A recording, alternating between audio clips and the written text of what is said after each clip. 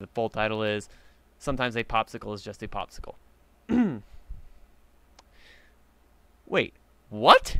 Princess Celestia asked, unable to believe her ears. Run that by me one more time, Rose. Rose Quartz, her major domo, looked sheepish. Like I said, the Jen and Berry Ice Cream Company is requesting your royal approval for their new line of themed popsicles, based on your student Twilight Sparkle and her friends, to follow the success of their Wonderbolts series of ice cream. They sent samples too for you to try. Celestia's pink eyes narrowed and her wings flared slightly. Preposterous! This is the most blatant and impudent request I've heard since I had to veto the worshipful company of dessert makers' attempt to create a 3-story tall statue of Chancellor Puddinhead made entirely of hearse-warming pudding as a centerpiece of Canterlot's winter market. Yes, Your Highness. That was back in 871, if I recall correctly, the pink mare said carefully. That's why they wished to assure that it would all be done in good taste, if you pardon the pun. The way the sunlight seemed to dim outside the throne room's windows suggested that Celestia did not appreciate the joke, so Rose forged quickly ahead. This entire thing has been kept under the wraps, and the only ones at the company who know about it are Ms. Jennifer and Ms. Frostberry themselves, and their chief designer, Mr. Sherbet. If you do not approve, they will bury the project entirely and never bring it up again. At least they show some sense, Celestia said. You can tell them that their request is summarily rejected and that we are considering a new purveyor of ice cream and frosted delights for the royal court. Yes, Your Highness, said Rose, making a note.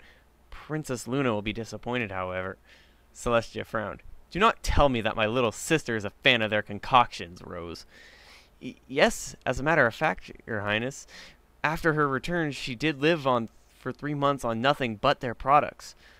Rose paused for a second. It is possible, I believe that she may have suggested this idea to Ms. Berry. What? Celestia checked herself, noticing how her major domo was trying unsuccessfully to hide behind her day planner. I'm sorry, Rose. I should not have yelled at you. None of this is your fault, Celestia said in a calmer voice, one that didn't rattle the windows. Don't do anything about this until I discuss the matter with my sister, will you? Yes, Your Highness, Rose replied, bowing deep. Is that all? I believe it is. No, wait, I guess I might as well try those damn samples of theirs. Have them sent up to my rooms this evening, and make sure that my sister comes there as well as soon as she gets up. Celestia stared with distaste at the magical ice box sitting on the table of her evening drawing room. It bore the familiar Jen and Berry logo with several red, most secret for Princess Celestia only stamps and bright blue check marks signifying that the royal guards had found it safe slapped all over it. She ignored the carefully written note signed by Jennifer and Frosty Berry both that had come attached, and it contained nothing that she hadn't already heard from Rose.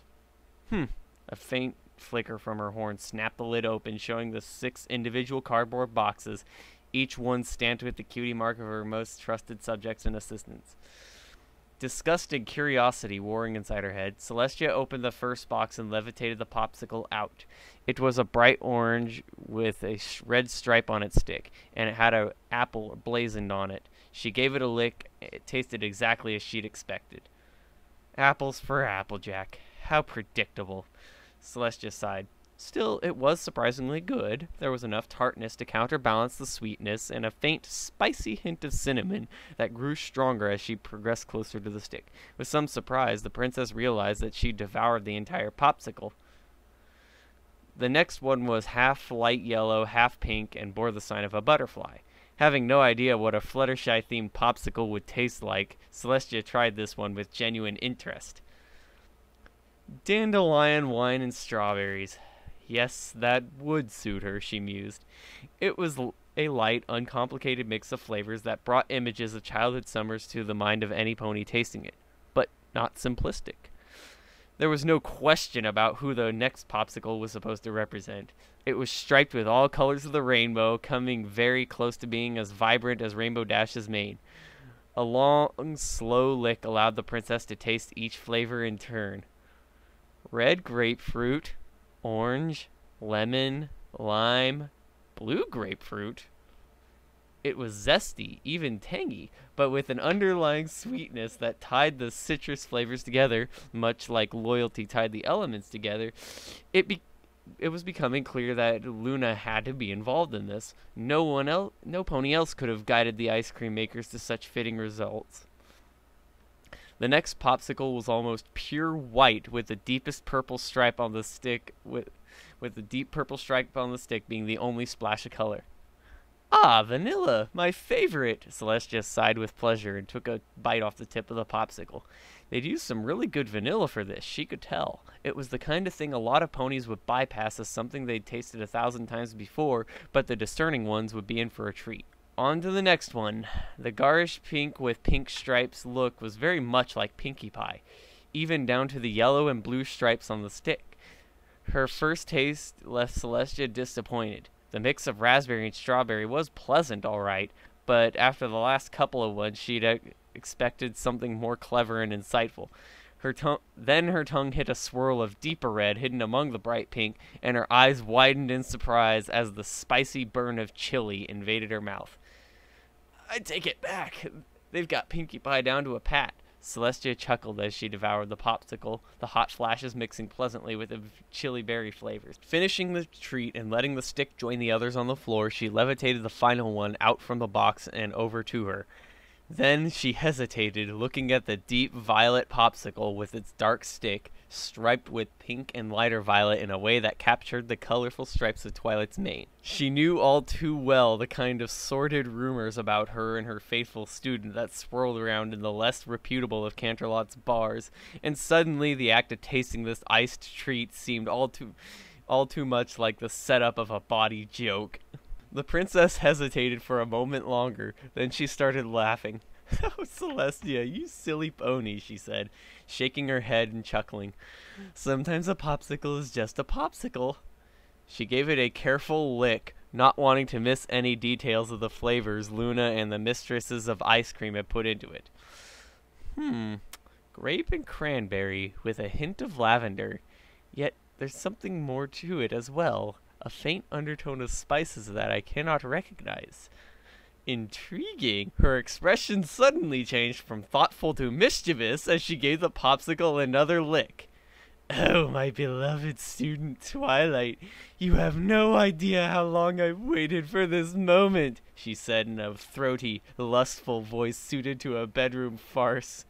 Then her voice changed into a passable, if parodic, imitation of Twilight's tones. Oh, princess, I'm so happy to finally be alone with you like this. Please, please lick my horn again. I do not spy Twilight Sparkle here with us, dear sister, said Luna suddenly, right behind her. Celestia let out a startled yelp, accidentally launching the half-eaten popsicle out the open window at a speed that even Rainbow Dash would have been hard-pressed to match. Sighing, she turned around to glare at her sister, who stood there with an expression of exaggerated innocence on her face. I halfway believe you set this whole thing up just to put me in this situation, Luna, Celestia said a bit crossly. Then she began to giggle in a most unprincess-like fashion. If so, allow me to congratulate you. It was a good prank. Of course not, Celestia, her sister scoffed. It was just one of the amusing side effects I had predicted. Luna's eyes brightened. Now, did you enjoy these delightful sherbets on a stick?